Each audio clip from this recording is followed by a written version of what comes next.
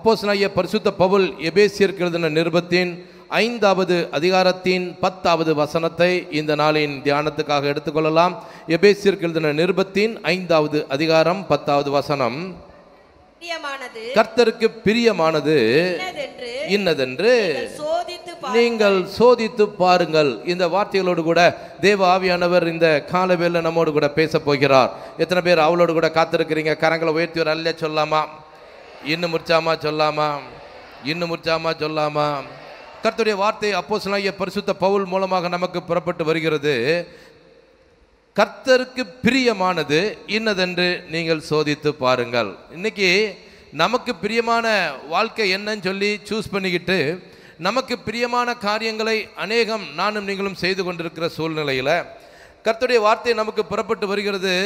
நீங்கள் கர்த்தருக்கு பிரியமானது என்னதென்று சோதித்து பாருங்கள். நானும் நீங்களும் செய்கிற காரியங்கள் ஒருவேளை கர்த்தருக்கு பிரியமானது தானா என்பதை நானும் நீங்களும் சோதித்து பார்க்க வேண்டும் என்று அப்போஸ்தலனாகிய பரிசுத்த பவுல் சொல்லுகிறார். கரங்களை உயர்த்தி அல்ல சொல்லுங்க, இன்னும் உற்சாகமா சொல்லுங்க. மறுபடியும் சொல்றேன், நமக்கு பிரியமானது இன்னது எப்படின்னு சொல்லி வாழ்றதை காட்டிலும் கர்த்தருக்கு பிரியமானது என்ன என்பதை சோதித்து நானும் நீங்களும் அதின்படி நடக்கிறவர்களாக இருக்க வேண்டும். ஆமென் சொல்ற எல்லாம் நல்ல பலமா கரங்களை தட்டி உற்சாகமாக தேவனை மகிமைப்படுத்துங்க. இன்னும் உற்சாகமாக, இன்னும் உற்சாகமாக. முழு வேதம் முழுக்க கர்த்தருக்கு பிரியமான காரியங்கள் அநேகம் எழுதப்பட்டிருந்தாலும் இன்னைக்கு கர்த்தருக்கு பிரியமான ஒரு காரியத்தை உங்கள் முன்பதாக வைத்து நானும் நீங்களும் நமக்கு பிரியமானதை செய்கிறதை காட்டிலும் கர்த்தருக்கு பிரியமானதை செய்யும்படி ஒப்பு கொடுத்து கடந்து செல்ல போகிறோம். எத்தனை பேர் அவளோடு கூட இருக்கிறீங்க? கரங்களை உயர்த்தி அல்ல சொல்லுங்க, இன்னும் உற்சாகமா சொல்லுங்க. கர்த்தருக்கு பிரியமான முக்கியமான ஒரு காரியம் என்ன? எபிரேயருக்கு எழுதின நிருபத்தின் 13வது அதிகாரத்தின் 16வது வசனத்தை எடுத்துக்கொள்ளலாம். எபிரேயருக்கு எழுதின நிருபம் 13வது அதிகாரம் 16வது வசனத்தை வாசிங்க. அன்றியும் நன்மை செய்யவும் தான தர்மம் பண்ணவும் மறவாதிருங்கள். இப்படிப்பட்ட பலிகளின் மேல் தேவன் பிரியமாய் இருக்கிறார். கர்த்தர் தந்த வார்த்தைக்காக நல்ல கரங்களை உயர்த்தி ஒரு அல்ல சொல்லுங்க, இன்னும் உற்சாகமா சொல்லுங்க. வேதம் சொல்லுகிறது கர்த்தருக்கு பிரியமானது என்னவா? நன்மை செய்யவும் தான தர்மம் பண்ணவும் மறவாதிருங்கள். இப்படிப்பட்ட பலிகளின் மேல் தேவன் பிரியமாய் இருக்கிறார். ஹல்லேலூயா, ஹல்லேலூயா. இப்போ நானும் நீங்களும் நன்மை செய்ய வேண்டும், தான தர்மம் செய்ய வேண்டும் என்று சொல்லி தேவன் விரும்புகிறார. இந்த இதெல்லாம் எதுவாம்? பலியாம். நன்மை செய்கிறதா இருந்தாலும் சரி, தான தர்மங்கள் செய்கிறதாக இருந்தாலும் சரி, அது ஒரு பலி. அப்படிப்பட்ட பலியை தேவன் நம்மிடத்தில் விரும்புகிறார். கரங்களை உயர்த்தி ஒரு அல்ல சொல்லுங்க, இன்னும் உற்சாகமா சொல்லுங்க. இதில் 2 காரியம் எழுதப்பட்டிருந்தாலும் ஒரே ஒரு காரியத்தை நான் உங்களோடு கூட பேசும்படியாக நான் விரும்புகிறேன். நன்மை செய்கிறது கர்த்தருக்கு பிரியமான பலி. ஆமீன் சொல்ற எல்லாம் நல்ல பலமா கரங்களை தட்டி உற்சாகமாக தேவனை மகிமைப்படுத்துங்க. இன்னும் உற்சாகமாக, இன்னும் உற்சாகமாக. வந்திருக்கிற எனக்கு அருமையான சகோதரனை சகோதரியை, நானும் நீங்களும் நன்மை செய்ய வேண்டும் என்று சொல்லி தேவன் நம்மிடத்தில் எதிர்பார்க்கிறார். அது அவருக்கு பிரியமான ஒரு பலி. ஹல்லேலூயா, ஹல்லேலூயா, ஹல்லேலூயா. நம்மெல்லாம் நன்மை செய்கிறோமா? இன்னைக்கு திருச்சபைக்குள்ள நன்மை செய்கிற பழக்கமே இல்லையா. 2500 வருடங்களுக்கு முன்பதாக வாழ்ந்த எரேமியா தீர்க்கதரிசி கூட இதை குறித்து ஆண்டவர் அவர் மூலமாக புலம்பி எழுதின ஒரு வசனத்தை அங்கே எழுதி வைத்திருக்கிறார். இன்னைக்கு தான் சபைக்குள்ள நன்மை செய்கிற பழக்கம் இல்லைன்னு சொன்னால், அன்றைக்கு இது காட்டிலும் 2500 வருஷங்களுக்கு முன்பதாக வாழ்ந்த எரேமியா வாழ்ந்த நாட்களில் கூட சபைகளுக்குள்ள நன்மை செய்கிறது காரியமே இல்லை என்பதை அந்த ஆண்டவருடைய அங்கலாய்ப்பை எரேமியா தன்னுடைய தீர்க்க தரிசன புஸ்தகத்தில் எழுதி வைத்திருக்கிறார். எடுத்துக்கொள்ளுங்கள். எரேமியா தீர்க்க தரிசன புஸ்தகத்தின் 4வது அதிகாரத்தின் 22வது வசனத்தை வாசிக்கலாம். எரேமியா தீர்க்கதரிசன புஸ்தகம் 4வது அதிகாரத்தின் 22வது வசனம். என் ஜனங்களோ மதியற்றவர்கள், என்னை அவர்கள் அறியாதிருக்கிறார்கள். அவர்கள் பைத்தியமுள்ள பிள்ளைகள், அவர்களுக்கு உணர்வே இல்லை. பொல்லாப்பு செய்ய அவர்கள் அறிவாளிகள், நன்மை செய்யவோ அவர்கள் அறிவில்லாதவர்கள்.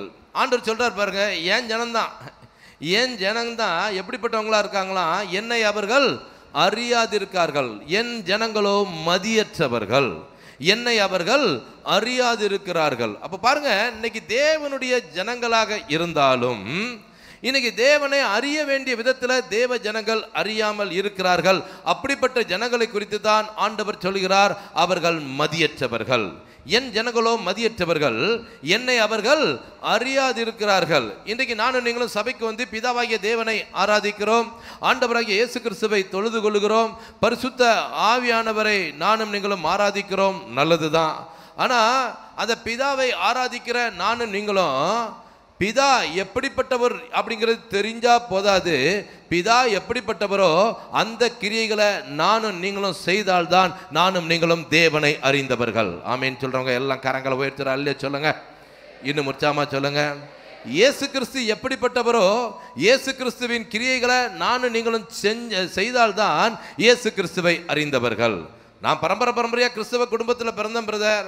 கிட்டத்தட்ட எங்கள் தாத்தா பாட்டி பூட்டங்காலத்திலிருந்து நாங்கள் கிறிஸ்தவ குடும்பத்தில் பிறந்ததுனால எங்களுக்கு பிதாவை தெரியும், ஆண்டவராக இயேசு கிறிஸ்துவை தெரியும், பரிசுத்த ஆவியானவர் தெரியும். நோ பிரதர், நோ சிஸ்டர், அவங்கள தெரிஞ்சா நமக்கு பிரயோஜனம் கிடையாது. அவரை அறிய வேண்டிய விதத்தில் அறியணும். அவருடைய கிரியைகளை நானும் நீங்களும் செய்தால்தான் அவரை அறிந்திருக்கிறோம். ஆமீன் சொல்கிறவங்களாம் கரங்களை உயர்த்தி ஒரு அல்லே சொல்லுங்க, இன்னும் உற்சாகமா சொல்லுங்க. பாருங்க, அங்க எரேமியா புலம்புறார் பாருங்க, என் ஜனங்களோ மதியற்றவர்கள், என்னை அவர்கள் அறியாதிருக்கிறார்கள், அவர்கள் பைத்தியமுள்ள பிள்ளைகள். Even though they are God's people, they have no sense. உணர்வே இல்லை, அறிவே இல்லை, பைத்தியமுள்ள பிள்ளைகள். ஏன் அப்படி ஆண்டவர் சொல்றாரு?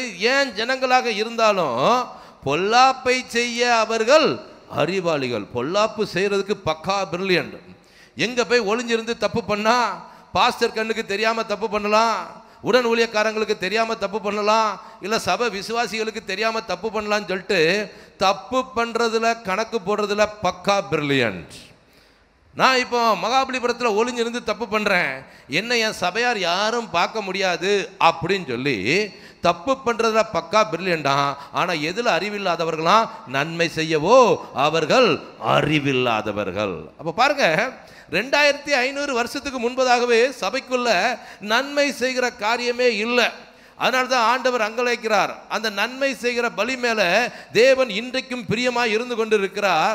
சபையார் இதை செய்வாங்களா அப்படின்னு சொல்லி எதிர்பார்க்கிறார். ஆனா நன்மை செய்கிற பழக்கம் இன்னைக்கு வரைக்கும் சபைக்குள்ள இல்லை. அது என்னையா நன்மை செய்கிறது? பிச்சைக்காரனை பார்த்தா பிச்சை போடுறதா? சாப்பாடு இல்லாதவனை வாங்கி பார்த்தா அவனுக்கு போய் சாப்பாடு கொடுக்கறதா? இல்லை வஸ்திரம் இல்லாதவங்களை கண்டு அவங்களுக்கு வருஷத்தில் ஒரு தடவை நம்ம பிள்ளைகளுக்கு எடுத்து கொடுக்கும்போது அவங்களுக்கு வஸ்திரம் எடுத்து கொடுக்கறதா? இல்லை ஓல்டேஜ் ஹோமுக்கோ ஆர்ஃபனேஜுக்கோ உங்கள் பிள்ளைகளுடைய பிறந்த நாள்லையோ திருமண நாள்லையோ போயிட்டு நீங்கள் உதவி செய்கிறீங்களே, அதெல்லாம் நன்மையா?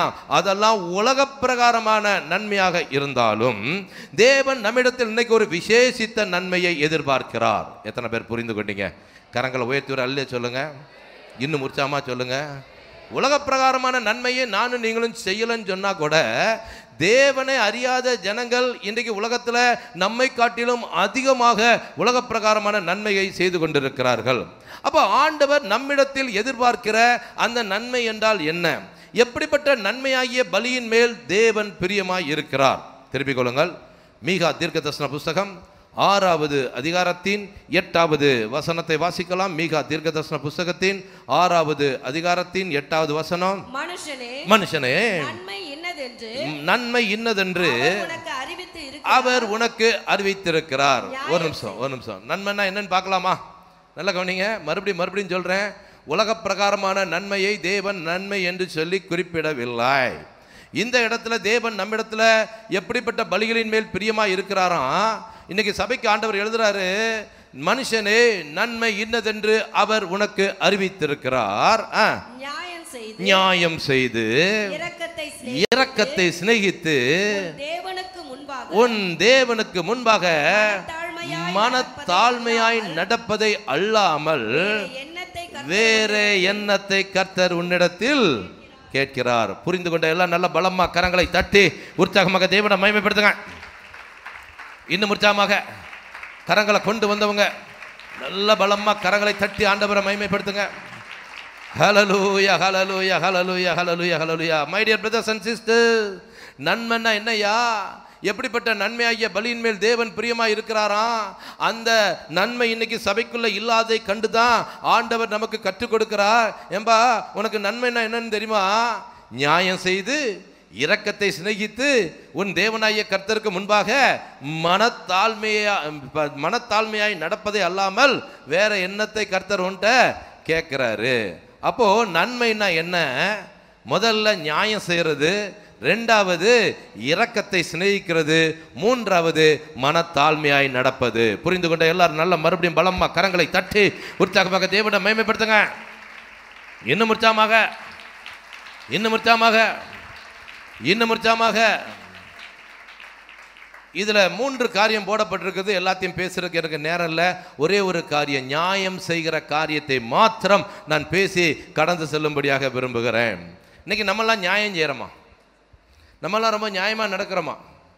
கிறிஸ்தவ ஜனங்களே இன்னைக்கு எப்படி இருக்க மாட்டேங்கிறாங்களா? நியாயமா நடக்கிறது இல்லை அப்படின்னு சொல்லி தான் உலகத்தார் இன்னைக்கு நம்மை பார்த்து சொல்லுகிறார்கள். நல்ல கவனிங்க, நம்ம நியாயமான தேவன் நம்மிடத்தில் எதிர்பார்க்கிற அந்த நியாயமான நன்மையை செய்கிறோமா? நல்ல கவனிங்க, நியாயம் செய்கிறது என்ன? தேவனுக்கு முன்பாக அவருக்கு பிரியமான ஒரு பலி, அந்த பலிக்கு பேர் நன்மை. இன்னைக்கு நம்ம அந்த நியாயத்தை செய்கிறோமாங்க? நம்ம நியாயமாக நடக்கிறோமா? அந்த நம்ம நியாயமாக நடக்காத சபைக்குள்ள நியாயம் இல்லாத 4 காரியங்களை நான் உங்கள் முன்பதாக வைத்து மறுபடியும் அந்த நியாயத்தை செய்வதற்கு நான் நீங்களும் ஒப்பு கொடுக்க போகிறோம். ஆமேன்னு சொல்றவங்க கரங்களை உயர்த்துற அல்லை சொல்லுங்க. இன்னும் உற்சாகமா சொல்லுங்க. இன்னைக்கு நம்ம செய்ய வேண்டிய நன்மையில முக்கியமான ஒரு நன்மை நியாயம் செய்வது. ஹல்லேலூயா, ஹல்லேலூயா, ஹல்லேலூயா. இந்த இன்னைக்கு நன்மை இன்னைக்கு சபைக்குள்ள இல்லவே இல்லைங்க. ஆண்டவர் ரொம்ப வருத்தப்படுறாரு.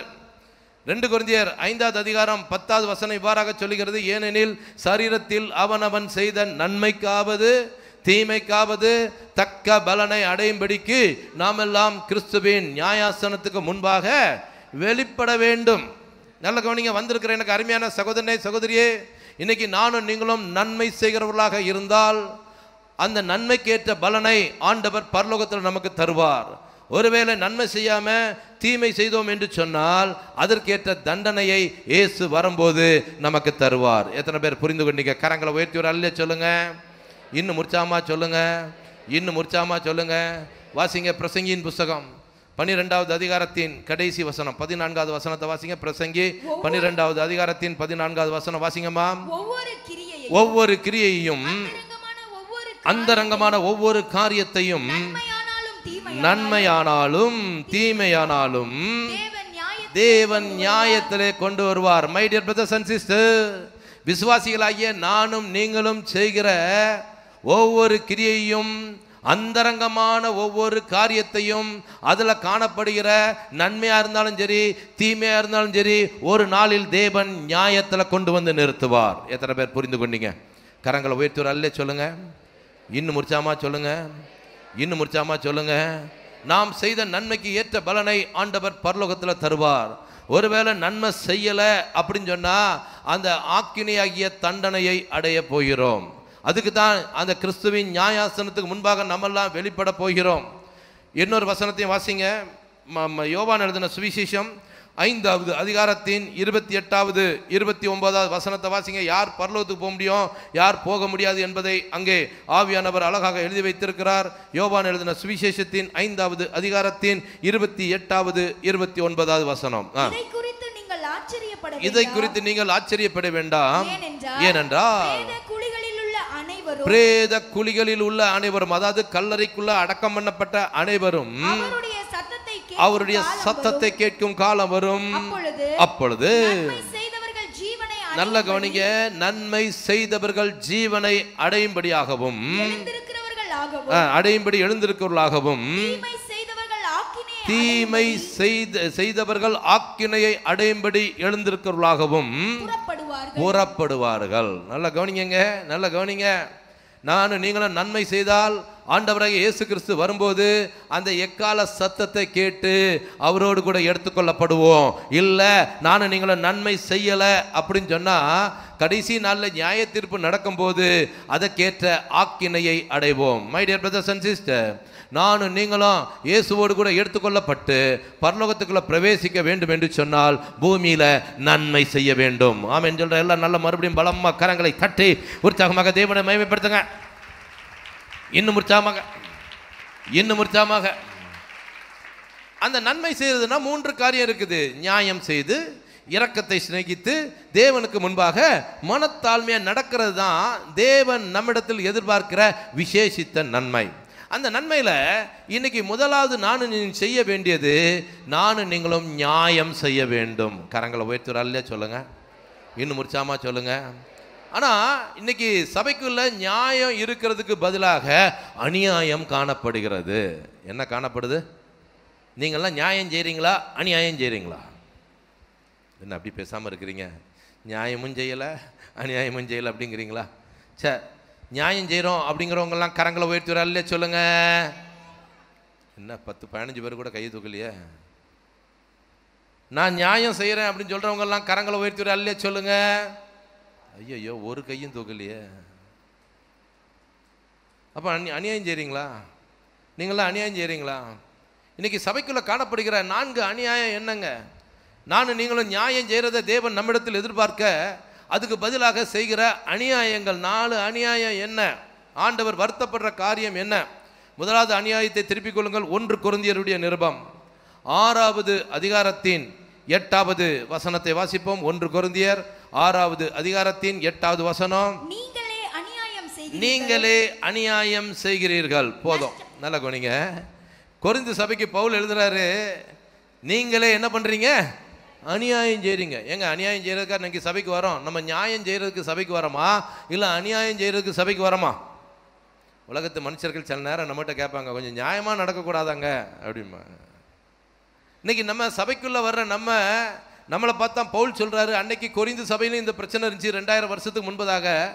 இன்னைக்கு இருக்கிற கடைசி நாட்களில் இருக்கிற எல்லா திருச்சபைகளுக்குள்ளும் இப்படிப்பட்ட காரியம் இருக்குது. நீங்களே அநியாயம் செய்கிறீர்கள். அது என்னங்க?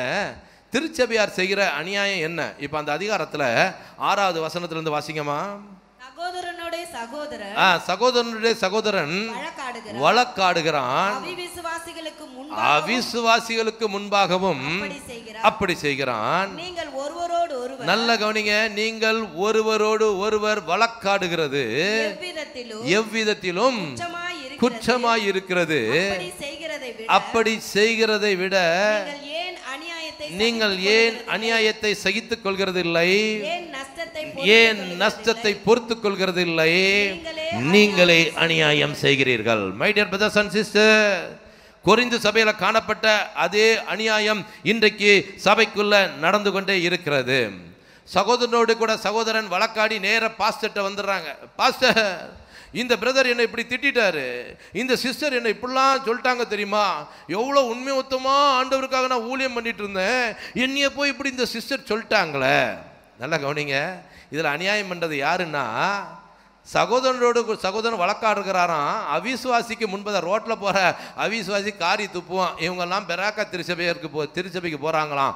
இவங்க பாருங்கள் ஒருத்தருக்கு சண்டை போட்டுட்டு இருக்கிறாங்க பாருங்க அப்படின்னு சொல்லி அந்த தேவனை அறியாத பிரஜாதியாக அவிசுவாசி நம்மளை பார்த்து திட்டுற அளவில் இன்னைக்கு சபைக்குள்ள ஒருத்தருக்கு ஒருத்தர் வழக்காடுறாங்க. அந்த 6வது வசனத்திலிருந்து மறுபடியும் வாசிங்க. சகோதரனோடு கூட சகோதரன் வழக்காடுகிறான், அவிசுவாசிகளுக்கு முன்பாகவும் அப்படி செய்கிறான். நீங்கள் ஒருவரோடு ஒருவர் வழக்காடுகிறது எவ்விதத்திலும் குற்றமாய் இருக்கிறது. நல்லா கவனிங்க. எல்கேஜி யூகேஜி மாதிரி திருச்சபைக்குள்ள இருக்கக்கூடாது. டீச்சர் இவன் என்ன அடிச்சுட்டான், இவன் என் ஸ்கேல் எடுத்து ஒழிச்சு வச்சுட்டான் அப்படிங்கிற மாதிரி சின்ன சின்ன பிரச்சனைகள் சபைக்குள்ள இருக்கக்கூடாது. ஆமென் சொல்றவங்க எல்லாம் நல்ல பலமா கரங்களை தட்டி உற்சாகமாக தேவனை மகிமைப்படுத்துங்க. இன்னும் உற்சாகமாக. நீங்கள் ஒருவரோடு ஒருவர் வழக்காடுகிறது எவ்விதத்திலும் எப்படி இருக்குதா? குற்றமா இருக்குதான். பாஸ்டர் கிட்ட வந்து இவங்க அவங்கள பத்தியும் அவங்க இவங்கள பத்தியும் ஒரே வழக்கு. நாம பாஸ்டருக்கு இருக்கிற வேலையை விட்டுட்டு இந்த பஞ்சாயத்து பண்றதே நிறைய சபையில வேலையாக இருக்கும். நல்லா கவனிங்க, நல்லா கவனிங்க. எல்லா திருச்சபையிலும் இப்படிப்பட்ட அநியாயங்கள் நடந்து கொண்டே இருக்கிறது. இதைத்தான் அநியாயம் சொல்றாரு பவுல். நீங்கள் ஒருவரோடு ஒருவர் வழக்காடுகிறது எவ்விதத்திலும் குற்றமாய் இருக்கிறது. அப்படி செய்கிறதை விட நீங்கள் ஏன் அநியாயத்தை ஏங்க சகிக்க முடியல? இன்னைக்கு ஏன் இன்னைக்கு சகிக்க முடியல? அவங்கள சகிக்க முடியல. ஏன்? நல்ல கவனிங்க, யாராவது நமக்கு விரோதமாக குற்றம் குறை செய்தால் அதை சகிக்காதவர்கள் தான் அநியாயம் செய்கிறவர்கள். புரிந்து கொண்டவங்க கரங்களை உயர்த்தி அல்ல சொல்லுங்க. இன்னும் உற்சாகமா சொல்லுங்க, இன்னும் உற்சாகமா சொல்லுங்க. My dear brothers and sister, இந்த காலவெளியில் கர்த்தருடைய வார்த்தையை கேட்டுக்கொண்டிருக்கிற எனக்கு அருமையான சகோதரனே சகோதரியே, ரெண்டு பேருக்குள்ள ஒரு வழக்கு இருந்துச்சுன்னா யாராவது யாருக்கு விரோதமாக குற்றம் குறைகளை செய்தால் நல்ல கவனிக்க, நானும் நீங்களும் அதை பொறுத்து கொள்ளணும், சகித்து கொள்ளணும். அப்படி சகிக்கலன்னு சொன்னா நானும் நீங்களும் தான் சபைக்குள்ள அநியாயம் செய்கிறவர்கள். புரிந்து கொண்ட எல்லாம் நல்ல பலமா கரங்களை தட்டி உற்சாகமாக தேவனை மகிமைப்படுத்துங்க. இன்னும் உற்சாகமாக, இன்னும் உற்சாகமாக. ஏங்க நமக்கு சகிக்க முடியல? ஏன் நம்மளால சகிக்க முடியல? ஆண்டவராய் இயேசு கிறிஸ்து இந்த காரியங்களை எல்லாம் சகித்தார். அவரை குறித்து வேதம் சொல்லுகிறது. வாசிங்க, எபிரேயருக்கு எழுதின நிருபம் 12வது அதிகாரத்தின் 2வது வசனத்தை வாசிங்க. எபிரேயர் 12வது அதிகாரம் 2வது வசனம். அவர் தமக்கு முன் வைத்திருந்த சந்தோஷத்தின் பொருட்டு நல்லா கவனிங்க, நல்லா கவனிங்க. எது தமக்கு முன் வைத்திருந்த சந்தோஷம்? எது? பரலோகத்தில் ஒரு நாள் பிதாவின் வலதுபட்சத்தில் நான் வீற்றிருக்க போகிறேன் அப்படிங்கிற சந்தோஷத்தின் பொருட்டு அவமானத்தை எண்ணாமல். பூமியில ஏகப்பட்ட அவமானம். ஒரு தேவனுடைய குமாரன் இயேசு கிறிஸ்து மேல அப்படியே ஒருத்தன் காரி துப்புறான். நாம் அவனை ஏதாவது சொன்னாரா? ஒன்றும் சொல்லல, சகிச்சுட்டு போயிட்டார். கண்ணை கட்டிக்கிட்டு குட்டிட்டு, கிறிஸ்துவே உன்னை குட்டினவன் யார்? ஞான திருஷ்டினால சொல்லும் அப்படிங்கிறான். என்ன இப்படிப்பட்ட அவமானங்கள் எல்லாம் ஆண்டவர் செய்த வஸ்திரங்கள் எல்லாம் உரிந்து கொண்டார்கள்.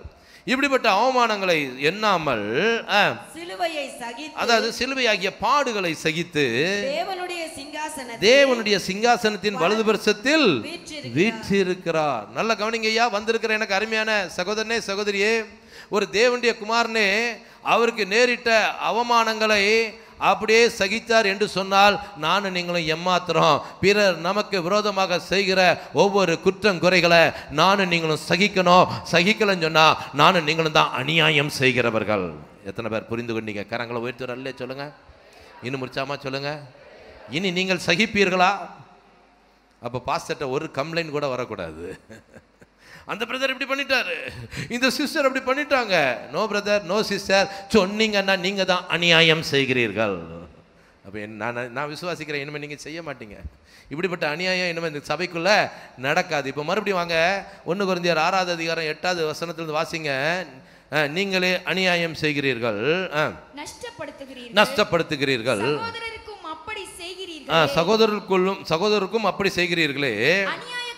நல்லா கவனிங்க, அநியாயக்காரர் தேவனுடைய ராஜ்யத்தை சுதந்தரிப்பது இல்லை. ஆமேன் சொல்ற எல்லாம் நல்ல பலமா கரங்களை தட்டி உற்சாகமாக தேவனை மகிமைப்படுத்துங்க. இன்னும் உற்சாகமாக, இன்னும் உற்சாகமாக. யாருங்க அநியாயக்காரன்? அநியாயக்காரன் சபைக்குள்ள தான் இருக்கிறான். பிறர் நமக்கு விரோதமாக செய்த குற்றம் குறைகளை சகிக்காதவர்கள் தான் அநியாயக்காரர். அப்படிப்பட்ட அநியாயக்காரர் எங்க பிரவேசிக்க முடியாதா? பரலோகத்துக்குள்ள பிரவேசிக்க முடியாது. இயேசு பரலோகத்துக்குள்ள போனதுக்கு காரணம் தனக்கு நேரிட்ட அவமானங்களை சகித்தார். அதனால தான் இன்னைக்கும் போய் பிதாவின் வலது பரிசத்தில் பரலோகத்தில் வீற்றிருக்கிறார். கரங்களை உயர்த்தி சொல்லுங்க. இன்னும் உற்சாகமா சொல்லுங்க. பரலோகத்துக்கு போகணுமா இல்லை திருவற்றியூர்லேயே உட்காந்துடலாமா?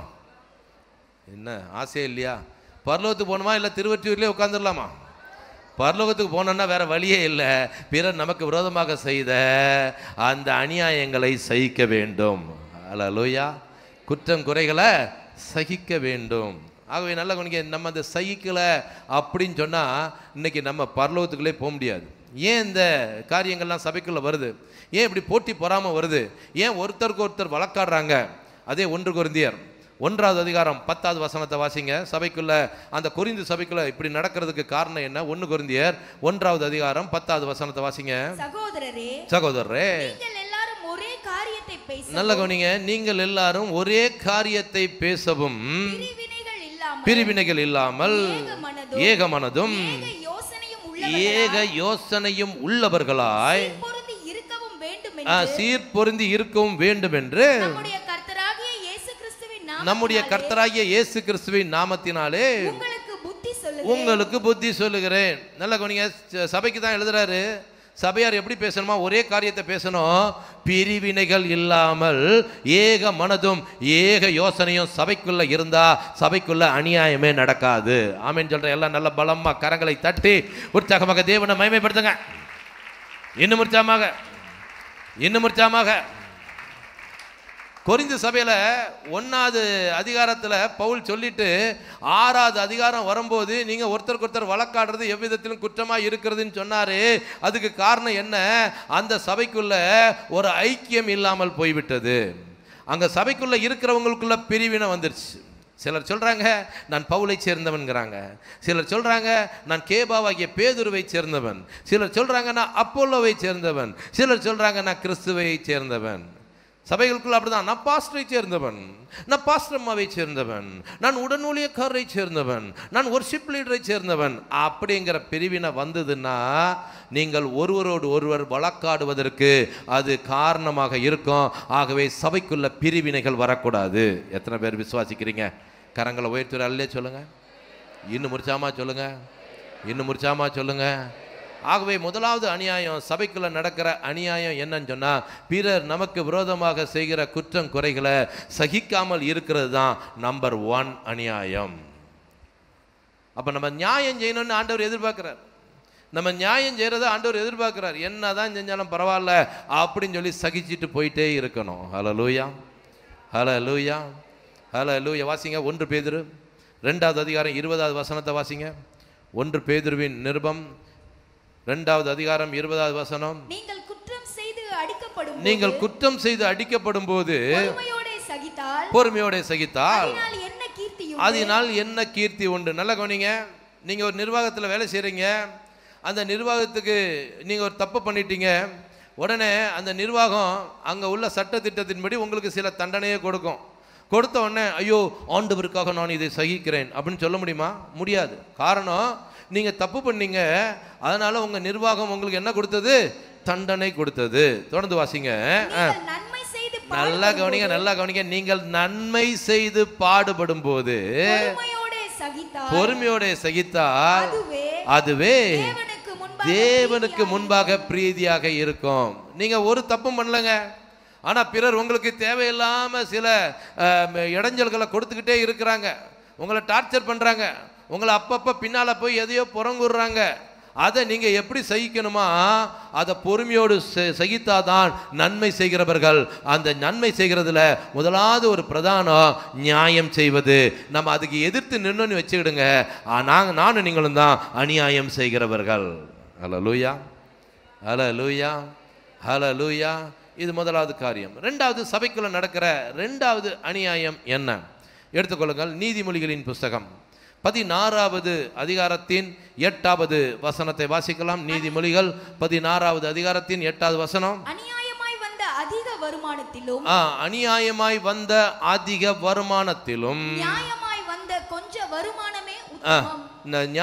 வந்த கொஞ்ச வருமானமே உத்தமம். அடுத்து, சபைக்குள்ள இருக்கிறவங்க அநியாயமாக பணத்தை சம்பாதிக்கிறாங்க.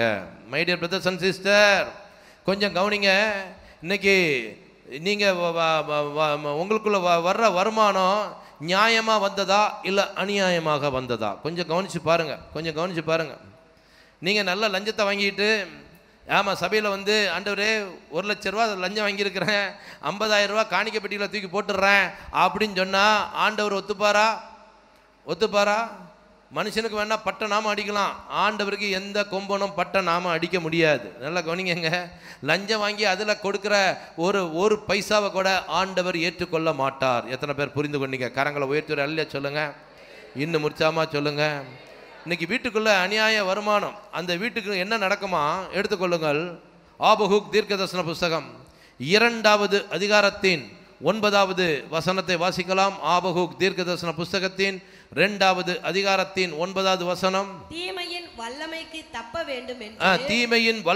தப்ப வேண்டும் என்று தன் கூட்டை உயரத்திலே வைக்கும்படிக்கு தன் கூட்டை உயரத்திலே வைக்கும்படிக்கு வீட்டுக்கு பொல்லாத ஆதாயத்தை தேடுகிறவனுக்கு தன் வீட்டுக்கு பொல்லாத ஆதாயத்தை தேடுகிறவனுக்கு ஐயோ. நல்லா இருப்பானா? அவனுக்கு ஐயோவா? சத்தமா சொல்லுங்க, சத்தமா சொல்லுங்க.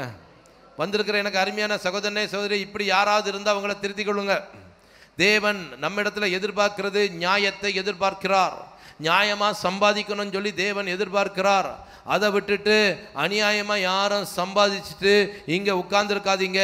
இங்கே நம்ம நியாயம் செய்வதற்கு தான் சபைக்கு வருகிறோம். ஆமீன் சொல்கிறவங்களாம் கரங்களை உயர்த்தி வரலே சொல்லுங்க. இன்னும் உற்சாகமாக சொல்லுங்க. நிர்வாகத்தை ஏமாற்றி வேலை செய்யாமல், நல்லா கவனிங்க, கவர்மெண்ட்டை ஏமாற்றி கவர்மெண்ட்டில் போயிட்டு சைனை போட்டுட்டு எங்கேயாவது ஊரை சுற்றிட்டு அதுக்கப்புறம் வந்து அப்படியே வேலையே செய்யாமல் இருந்து சம்பளம் வாங்கினீங்கன்னா அதுக்கு பேரும் அநியாய வருமானம். அநியாய வருமானம் இன்னைக்கு வீட்டுக்கு வரும்போது ரொம்ப வீடு செழிப்பாக வர்ற மாதிரி இருக்கும். ஒரு காலம் வரும், அப்படிப்பட்ட வீட்டுக்கு நான் சொல்லலை, கர்த்தருடைய வார்த்தை சொல்லுகிறது, அவர்களுக்கு அந்த வீட்டுக்கு என்னவா ஐயோ. சகோதரிகளே, உங்கள் வீட்டுக்காரரு கவர்மெண்ட்டில் வேலை செய்யலாம், லஞ்சம் வாங்குறவராக இருந்தால் அவரை ஸ்டாப் பண்ணுங்க. ஆமாம் ஆமாம், ஏங்க இப்படி அநியாயமாக சம்பாதிக்கிறீங்கன்னு சொல்லி கேளுங்க. லஞ்சம் வாங்கி வீட்டுக்கு சோஃபா செட்டும் 1 லட்சம் ரூபாய்க்கு ஃப்ரிட்ஜும் ஏசியும் வாங்கி கொடுத்த உடனே பேசாமல் வாய் அடைச்சிட்டு இருக்காதீங்க. இன்றைக்கி வீடு நல்லா செழிப்பாக இருக்கிற மாதிரி தெரியும், ஒரு நாள் வரும் அந்த நாளை தாங்க முடியாது. அப்படிப்பட்ட வீடுகளுக்கு ஆண்டவர் சொல்கிறார் ஐயோ என்று சொல்லுகிறார். ஹல்லேலூயா, ஹல்லேலூயா. நியாயமாக வருமானம் சம்பாதிக்கணும், அநியாயமாக சம்பாதிக்காதீங்க, லஞ்சம் வாங்காதீங்க. லஞ்சம் நீதிமான்களின் நியாயத்தை தாறுமாறாக்குதான். வாசிங்க, உபாகமத்தின் புஸ்தகம் 16வது அதிகாரத்தின் 19வது வசனத்தை வாசிக்கலாம். உபாகமம் 16வது அதிகாரத்தின் 19வது வசனம். நியாயத்தை புரட்டாதிருப்பாயாக. நல்ல கவனிங்க, நியாயத்தை புரட்டாதிருப்பாயாக. சபைக்கு வருகிற நியாயமாய் நடக்கிற எனக்கு அருமையான சகோதரனே சகோதரியே கொஞ்சம் கவனிங்க. நியாயத்தை புரட்டாதிருப்பாயாக, முகதாட்சணியம் பண்ணாமலும், முகதாட்சணியம் பண்ணாமலும், பரிதானம் வாங்காமலும் இருப்பாயாக. பரிதானம் வாங்காமலும் இருப்பாயாக. பரிதானம்னா என்ன? லஞ்சம். லஞ்சம் வாங்காதீங்க, லஞ்சம் வாங்காமலும் இருப்பாயாக. பரிதானம் ஞானிகளின் கண்களை குருடாக்கி. பரிதானம் ஞானிகளின் கண்களை குருடாக்கி. ஞானினா யாருங்க? கர்த்தருக்கு பயப்படுறவங்க தான் ஞானவான்கள். அப்போ லஞ்சம் வாங்கியாச்சுன்னா அந்த கர்த்தருக்கு பயப்படுகிற ஞானவான்களின் கண்களை கூட அது குருடாக்கி நீதிமான்களின் நியாயங்களை தாறுமாறாக்கும். நல்ல கவனிங்க, நியாயம் செய்வதற்கு தான் நானும் நீங்களும் சபைக்குள்ள வந்திருக்கிறோம்.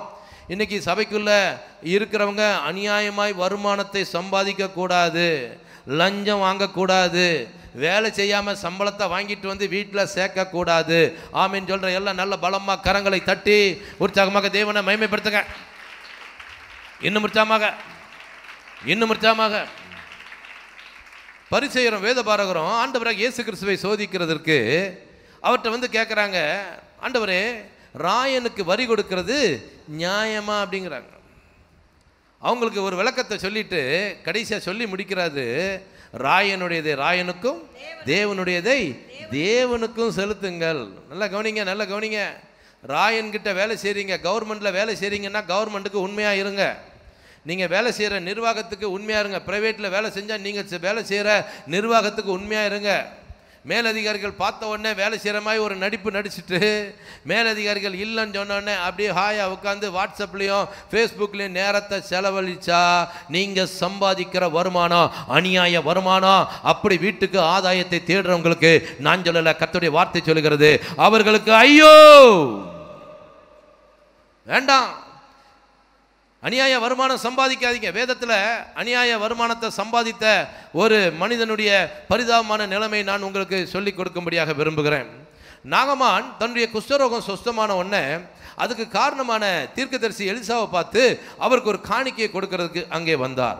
எலிசா வீட்டை விட்டு வெளியே வரல, வீட்டுக்குள்ளே உட்காந்துக்கிட்டு அவர் சொன்னார், நான் காணிக்கை வாங்குறது இல்லைப்பா அப்படின்னு சொன்னார்.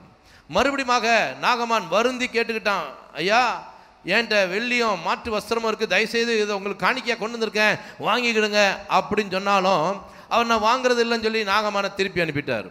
இதை பார்த்துட்டு இருந்த அந்த எலிசாவுடைய உடன் வேலைக்காரர் கேயாசி பார்த்தார், என்னடா இது, நம்முடைய எஜமான் கைக்கு வந்த வருமானத்தை இப்படி அநியாயமாக விட்டுட்டார, நான் ஒன்று செய்ய போகிறேன், நான் அந்த நாகமானின் பிரகாலையை ஓடி எப்படியாவது அந்த தீர்க்கதரிசி எலிசா வேண்டான்னு சொன்ன அந்த மாற்று வஸ்திரத்தையும் ஒரு தாள் அந்த வெள்ளியும் வாங்கிட்டு வருவேன் அப்படின்னு சொல்லி நாகமானின் ரதத்துக்கு பின்னால ஓடிட்டே இருக்கிறாரு. திடீர்னு சொல்லி நாகமான் பின்னால திரும்பி பார்க்கும்போது கேயாசி ஓடி வருவதை கண்டு தன் ரதத்தை நிறுத்த சொல்லி கேயாசிக்கு எதிர்கொண்டு வந்து, என்னப்பா கேயாசியே, சுக செய்தியா?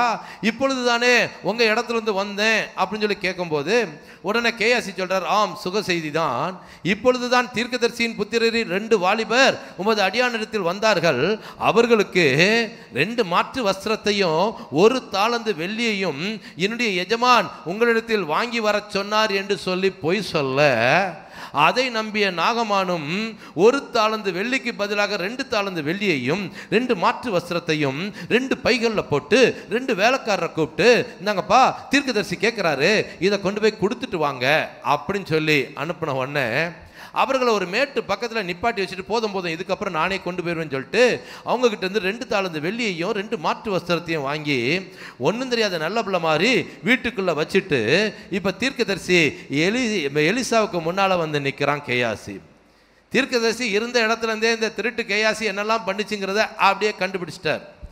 சிசிடிவி வச்சு பார்க்குற மாதிரி எல்லாத்தையும் பார்த்துட்டார். இன்றைக்கெலாம் நமக்கு சிசிடிவி தேவை, ஆனால் அந்த காலத்து ஊழியக்காரங்களுக்கு அதெல்லாம் தேவையில்லை.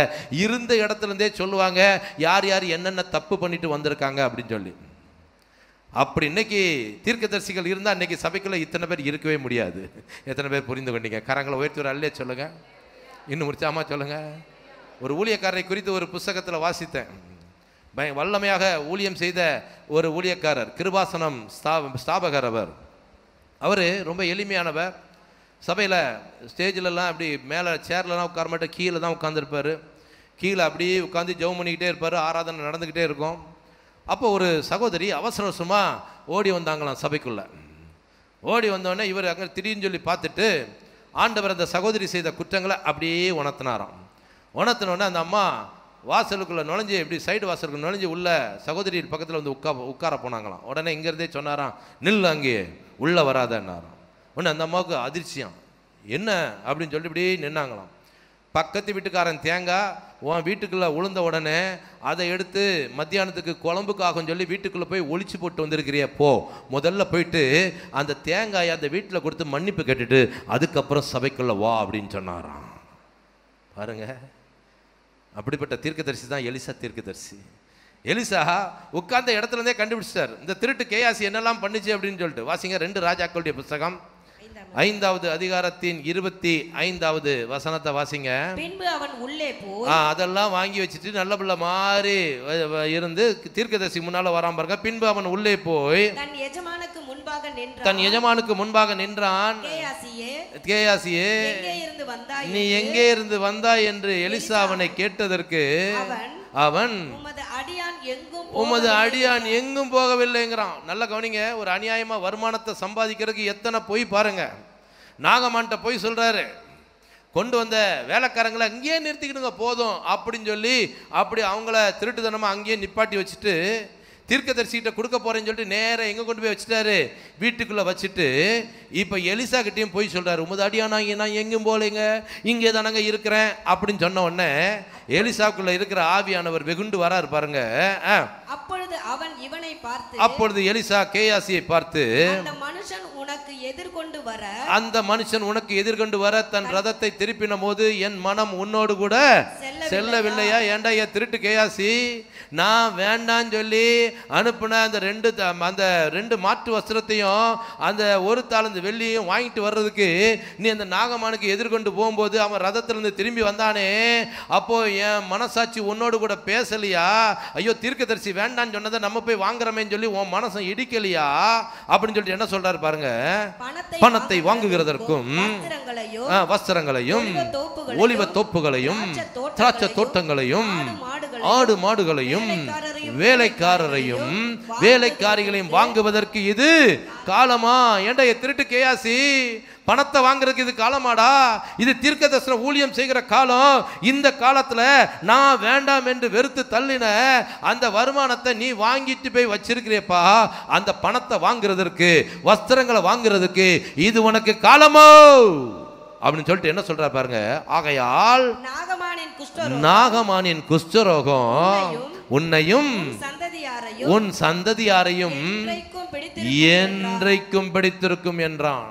தப்பு பண்ணது யாருங்க சொல்லுங்க? தப்பு பண்ணது யாரு? கேயாசி. சாபம் வந்தது யாருக்கு? அவனுக்கு மட்டும் இல்லை, அவனுக்கும் வந்துச்சு, அவன் சந்ததிக்கும் வந்தது. My dear brothers and sister, அநியாயமாக வீட்டில் வருமானம் வந்து அதை சம்பாத்தியம் பண்ணி வீட்டுக்குள்ளே வச்சிருந்தா உங்களுக்கு மட்டும் ஆபத்து இல்லை, அது உங்கள் சந்ததியும் பாதிக்கும். புரிந்து கொண்ட எல்லாம் நல்ல பலமாக கரங்களை தட்டி உற்சாகமாக தேவனை மகிமைப்படுத்துங்க. இன்னும் உற்சாகமாக அநியாயமாக பணத்தை ஒன்றுமே வைக்காதீங்க. சகை இயேசுவை பார்த்த மாத்திரத்தில் அவன் தன்னுடைய குற்றம் குறைகளை உணர்ந்துட்டான். ஐயோ எவ்வளோ பெரிய பாவியாக இருக்கிறேன், என் வீட்டுக்கு வராரு அப்படின்னு சொல்லி வழியிலே நின்று, ஆண்டவரே நான் யாரிடத்திலாவது அநியாயமாக வாங்கினால் அதை நாளத்தனையாக கொடுக்குறேன், என் ஆஸ்திகளில் பாதியை எப்போ என்ன யாருக்கு கொடுத்துட்றேன்? ஏழைகளுக்கு கொடுத்துட்றேன். யார்ட்டையாவது அநியாயமாக வாங்கினா அதை எப்படி பண்ணுறேன்? நாளத்தனையாக கொடுக்குறேன். நல்லா கவனிங்க, இயேசுவை பார்த்தானோ இல்லையோ அவன் தன்னுடைய குற்றம் குறைகளை உணர்ந்தான். இங்கே உட்கார்ந்து கர்த்தருடைய வார்த்தையை கேட்டுக்கொண்டிருக்கிற எனக்கு அருமையான சகோதரனே சகோதரி, கொஞ்சம் கவனிங்க. கர்த்தர் உங்களோடு கூட போராடுவாராக. நீங்கள் சம்பாதிக்கிற சம்பாத்தியம் உண்மையான சம்பாத்தியமா, நியாயமாக வந்த வருமானமா, இல்லை அநியாயமாக வந்த வருமானமா? யாரையோ ஏமாற்றி பொய் சொல்லி திருட்டு கணக்கு எழுதி லஞ்சத்தை வாங்கி அப்படிப்பட்ட அந்த சம்பளம் வீட்டுக்குள்ளே இருந்ததுன்னா அது பயங்கரமான சாபம். எந்த தீர்க்கதரிசி வாயிலிருந்து ஆசீர்வாதமான வார்த்தை வந்து நாகமானின் குஷ்டரோகத்தை சுத்தமாக்கினதோ அதே தீர்க்கதரிசி வாயிலிருந்து சாபம் புறப்பட்டு கேயாசியை மாத்திரமல்ல அவன் சந்ததியைக்கும் சாபம் வர வச்சு எல்லாருமே குஷ்டரோகியா மாறினாங்க. வேதம் சொல்கிறது உடனே அவன் எலிசாவுடைய சமூகத்தை விட்டு புறப்பட்டு போனானாம். காரணம், குஷ்டரோகிகள் மோசேயுடைய நியாயப்பிரமாணத்தின்படி ஊருக்குள்ளே இருக்கக்கூடாது, ஊரை விட்டு வெளியே போயிடணும். நாகமான்ட்ட ஏமாற்றி வாங்கின 2 தாளந்து வெள்ளியும் 2 மாட்டு வஸ்திரமும் யாரும் உபயோகிக்க கூடாதபடிக்கு வீட்டுக்குள்ளேயே இருக்கிறது. தன் வீட்டுக்கு பொல்லாத ஆதாயத்தை தேடுகிறவனுக்கு ஐயோ என்று கர்த்தர் சொல்லுகிறார். வேண்டாம், அநியாய வருமானம் வேண்டாம். பிஸ்னஸ் பண்ணி மற்றவங்களை ஏமாற்றி ரியல் எஸ்டேட் பிஸ்னஸ் பண்ணி, ஆமாம் நல்லா இல்லாத பிளாட்டை நல்லா இருக்குன்னு சொல்லி அதில் வில்லங்க இருக்கிற பிளாட்டை நல்ல பிளாட்டுன்னு சொல்லி விற்று அநியாயமாக சம்பாதிச்சா இப்போ ஒன்றும் தெரியாது. ஆனால் ஒரு நாள் வரும் அந்த வீட்டுக்கு ஐயோ என்று ஆண்டவர் சொல்லுகிறார். அப்போ 2வது சபைக்குள்ள நியாயம் இல்லாத காரியம் என்னன்னா அநியாயமாக வந்த வருமானம், முறைகேடாய் சம்பாதித்த வருமானம். இது 2வது காரியம். 3வது சபைக்குள்ள நடக்கிற முக்கியமான இன்னொரு அநியாயத்தை பார்க்க போகிறோம். முதல் அநியாயம் என்ன? அதுக்குள்ளே மறந்துட்டீங்களா? பிறர் நமக்கு செய்த குற்றம் குறைகளை சகிக்காமல் இருக்கிறது அநியாயம். 2வது வருமான முறைகேடாய் சம்பாதிச்சா அது அநியாயம். 3வது காரியத்தை பார்ப்போம். எடுத்துக்கொள்ளுங்கள், மார்க் எழுதின சுவிசேஷம் 6வது அதிகாரத்தின் 17வது 18வது வசனத்தை வாசிங்க. மார்க் எழுதின சுவிசேஷம் 6வது அதிகாரத்தின் 17வது 18வது வசனம். ஏரோது தன் சகோதரனாகிய பிலிப்புவின் மனைவி ஏரோதியாளை தனக்கு மனைவியாக்கி கொண்டபோது யோவான் ஏரோதை நோக்கி நீர் உம்முடைய சகோதரன் மனைவியை வைத்துக் கொள்வது நியாயமல்ல என்று சொன்னதின் நிமித்தம். போதும், நல்ல கவனிங்க. யோவான் தீர்க்கதரிசி, ஆமாம், அவனை போல ஒரு தீர்க்கதரிசி முன்னாலேயும் எழும்பல பின்னாலேயும் எழும்பல. யோவான் ஸ்நானகனை போல ஒரு தீர்க்கதரிசி முன்னாலேயும் எழும்பல பின்னாலேயும் எழும்பலங்கிறார் ஆண்டவர். நல்லா கவனிங்க. இந்த காலத்து தீர்க்கதரிசிகளை காட்டிலும் அந்த காலத்து தீர்க்கதரிசிகள் அப்படி ராஜாக்களை காட்டிலும் மிகவும் மேன்மை உள்ளவங்களாக இருந்தாங்க. ராஜாவுக்கு இல்லாத பவரை ஆண்டவர் தீர்க்கதரிசிகளுக்கு கொடுத்திருந்தார். ராஜா முதற்கொண்டு தீர்க்கதரிசிகளை பார்த்தா பயந்து நடுங்கிற அளவில் இருந்தாங்க. ஆனால் இந்த காலத்து தீர்க்கதரிசிகள் குடுகுடுப்பி அடிச்சுக்கிட்டு நல்ல காலம் பிறக்குது.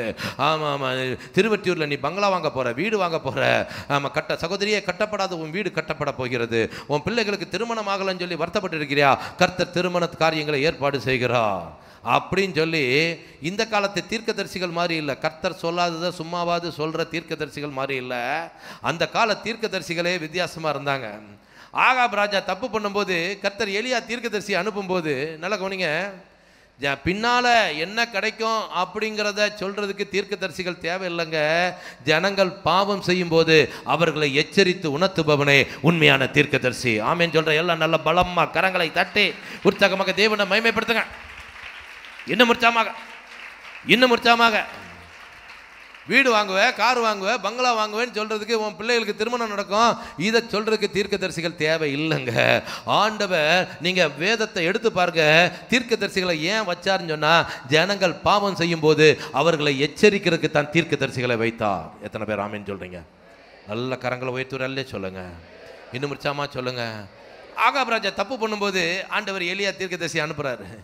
எலியா தீர்க்கதரிசியை பார்த்த உடனே ஆகாப் நடுநடுங்கிறார். என் பகைஞனே, நீ என்னை கண்டுபிடிச்சாயோ, நான் தப்பு பண்ணது நீ பார்த்துட்டியாப்பா அப்படிங்கிறார். தாவீது ராஜா தப்பு பண்ணாலும் ஆண்டவர் சும்மா இல்லை, நாத்தான் தீர்க்கதரிசி அனுப்புறாரு. நாத்தான் தீர்க்கதரிசி சும்மா கதையை சொல்ற மாதிரி சொல்லிட்டு கடைசியில் தாவீது ராஜா வெகுண்டு எழும்பினவனே, யார் அந்த மனுஷன்? அவன் மரணத்துக்கு பாத்திரவான், அவன் இரக்கமற்றவனாக இருந்த அந்த செயலை செய்தபடினால் அவன் நாளத்தனை ஆட்டுக்குட்டிக்கு கொடுக்கணும் அப்படின்னு சொன்ன உடனே நாத்தான் தீர்க்கதரிசிக்குள்ள இருந்த ஆவியானவர் வெகுண்டு எழும்புறார். நீ அந்த மனுஷன்? தாவீது ராஜா, நீங்க தான் ராஜா அந்த மனுஷன் சொல்லி கூல கும்பிடு போடல, ஏத்து நிற்கிறார். நீயே அந்த மனுஷன், நீ தான் மரணத்துக்கு பாத்திரவான், நீ தான் இரக்கமற்றவனாக இருந்த அந்த செயலை செய்தபடினால அந்த ஆட்டுக்குட்டிக்காக நீ தான்ப்பா நாளத்தனையாக செலுத்தணும் அப்படின்னு சொல்லி சாபத்தை அள்ளி விடுறாரு பாருங்க. நல்லா கவனிங்க. யோவான் ஸ்நானன் அப்படிதான். யோவான் ஸ்நானகனுடைய வார்த்தையை அந்த ஏரோது ராஜா ரொம்ப விருப்பமாக அப்பப்போ கூப்பிட்டு கேட்பாராம். அதனால ராஜாவை ப்ளீஸ் பண்ணுறதுக்கு ராஜா பரவாயில்ல ராஜா, நீ என்ன இப்போ இது ஒன்று மட்டும் இல்லை, என்ன 2-3 சேர்த்துக்க அப்படின்னு சொல்லலை. பார்க்குறாரு, பிலிப்புவின் மனைவியை நீ எடுத்துக்கிட்டியப்பா, இது உனக்கு என்ன இல்லை, நியாயம் அல்ல. போனால் என்னடா என் தலை தானடா போகும், போனால் பரவாயில்ல, ஆனாலும் ராஜாவை எச்சரிக்காம விட மாட்டேன்னு சொல்லி நீ உம்முடைய சகோதரன் பிலிப்புவின் மனைவியை வைத்துக்கொள்வது உனக்கு நியாயமல்ல என்றான். இந்த பாவம் சபைக்குள்ள நிறைய நடக்குதுங்க. நல்லா கவனிங்க. அடுத்தவங்க மனைவி எச்சரிக்கையாக இருங்க, அடுத்தவளுடைய கணவன் எச்சரிக்கையாக இருங்க. இதை மீறி இன்னைக்கு சபைக்குள்ள நிறைய காரியங்கள் நடந்து கொண்டே இருக்கிறது. ஹலோ மை டியர் பிரதர்ஸ், கர்த்தர் உங்களுக்கு நல்ல மனைவியை தந்திருக்க, சபைக்கு வந்திருக்கிற இன்னொருத்தனுடைய மனைவி உங்கள் மனைவியை காட்டிலும் அழகாக இருக்கிறாள்னு சொல்லி கண்கள்னால இச்சித்தீங்கன்னா கூட நீங்கள் செய்வது நியாயமல்ல.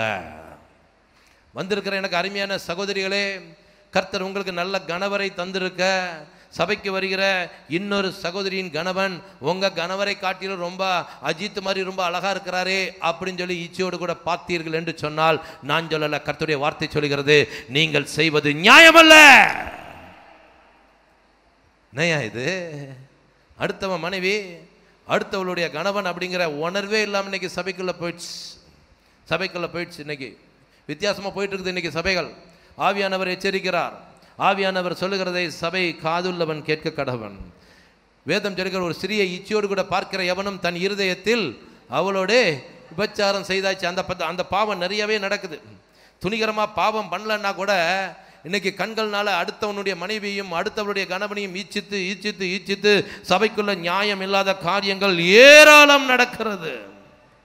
பிரபலமான ஊழியக்காரர்களும் இதற்கு விதிவிலக்கல்ல. நல்லா கவனிங்க. சென்னையில் லீடிங்கில் இருக்கிற பெந்தேகோஸ்தே ஊழியக்காரர்கள் கூட இந்த மாதிரி பாவத்தில் கட்டுண்டு இருக்கிறார்கள். தைரியமாக சொல்ல முடியும். நல்லா கவனிங்க. இன்னைக்கு இந்த பாவம் இது நியாயமல்லாத பாவம். ஆண்டவர் நம்ம இடத்துல எதிர்பார்க்கிறது அந்த நியாயம் செய்கிறத எதிர்பார்க்கிறார், நன்மையை எதிர்பார்க்கிறாரு. ஆனால் அதை விட்டுட்டு இன்னைக்கு ஏகப்பட்ட காரியங்கள் நடக்குது. தாவீது ராஜா அந்த பாவத்தை தான் செஞ்சிட்டார். தாவீது ராஜா அவரை குறித்து ஆண்டவர் சொல்றாரு, என் தாசனாகிய என் தாவீது, என் சித்தப்படி செய்கிற என் தாவீது, என் இருதயத்துக்கு ஏற்ற தாவீதுன்னு சொல்றாரு. அந்த தாவீது கூட ஒரே ஒரு தடவை பத்சேபால் விஷயத்துல கண்கள்னால பாவம் செஞ்சதுனால பெரிய பிரச்சனை அவருடைய வாழ்க்கையில வந்தது. தேவன் சும்மா விட்டு வைக்கலங்க.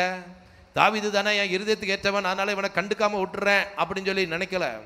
தாவீது 99% ஆண்டவருக்கு முன்பாக உண்மை உத்தமான ஒரு மனுஷனாக இருந்தாலும் ஒரே ஒரு சதவீதம் இந்த பத்சேபால் விஷயத்தில் செஞ்ச பாவத்தை ஆண்டவர் சும்மா விட்டு வைக்கல. பின்னால் பயங்கர நாத்தான் தீர்க்கதரிசியை வச்சு பயங்கரமான சாபத்தை கொடுக்குற தண்டனை அவனுக்கு வருது. ஆகவே நல்ல கவனிக்க. வந்திருக்கிற எனக்கு அருமையான சகோதரனை சகோதரி, வேண்டாம், இப்படிப்பட்ட பாவம் வேண்டாம். திருப்பிக் கொள்ளுங்கள். யோபுவின் புஸ்தகம் 31வது அதிகாரம் 1வது 2வது வசனத்தை வாசிக்கலாம். யோபு 31வது அதிகாரத்தின் 1வது 2வது வசனத்தை வாசிங்க. என் கண்களோட உடன்படிக்கை பண்ணின நான் ஒரு கன்னிகையின் மேல் நினைப்பாய் இருப்பது எப்படி? யோபுவை குறித்து வேதம் சொல்லுகிறது. யோபுவின் புஸ்தகம் மனசாட்சியின் காலத்தில் எழுதப்பட்டதாம். மனசாட்சியின் காலத்தில் வாழ்ந்த ஒரு மனிதனுடைய தைரியமான வார்த்தையை கொஞ்சம் கவனித்து பாருங்க. என்ன எழுதுறாரு பாருங்க, என் கண்களோட உடன்படிக்கை பண்ணின நான். இன்னைக்கு நம்மெல்லாம் கண்களோட உடன்படிக்கை பண்ணியிருக்கிறோமா சொல்லுங்க. ஞான ஸ்நானத்தில் இந்த கண்களோட ஆண்டவர்கிட்ட உடன்படிக்கை பண்ணமா இல்லையா? கொஞ்சம் சொல்லுங்க. ஏன்னா முடிக்கலாமா, சீக்கிரம் முடிச்சிடணுமா? சொல்லுங்க, பண்ணோமா? ஞான ஸ்நானத்தில் முழு சரீரமும் முங்கி எழும்புது. இந்த கண்ணை ஆண்டவர்கிட்ட உடன்படிக்கை பண்ணிட்டு வேதம் சொல்லுது பாருங்க, ஒரு கன்னிகையின் மேல் நினைப்பாய் இருப்பது எப்படி?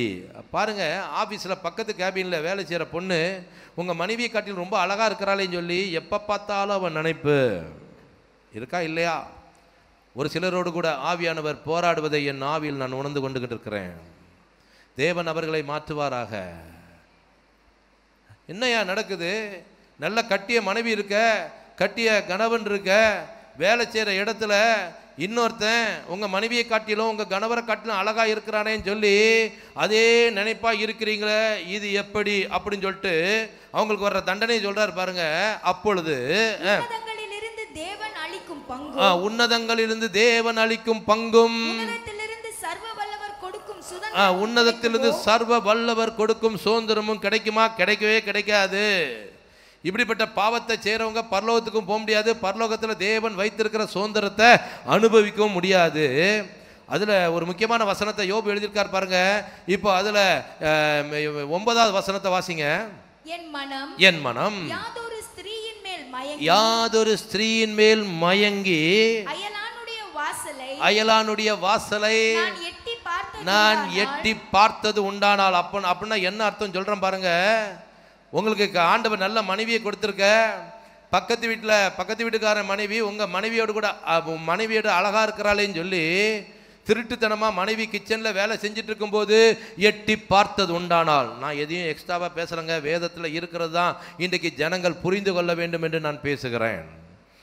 எட்டி பார்த்தது உண்டானால், என் கணவர் வீட்டுக்குள்ளே ஹாலில் உட்காந்து அவர் நியூஸ் பேப்பர் படிச்சுட்டு இருக்கும்போது நான் வெளியே வந்திருக்கும் போது என் வீட்டுக்காரனை இருக்கான சடை என் பக்கத்து வீட்டுக்காரன் மாதிரி என்ன அழகா இருக்கிறான் பாருன்னு சொல்லி அவனை நான் திருட்டுத்தனமாக எட்டி பார்த்தது உண்டானால். அடுத்த வசனம் வாசிக்காதீங்க, அது சென்சார் பண்ணிருங்க. அதுக்கு அடுத்த வசனத்தை வாசிங்க.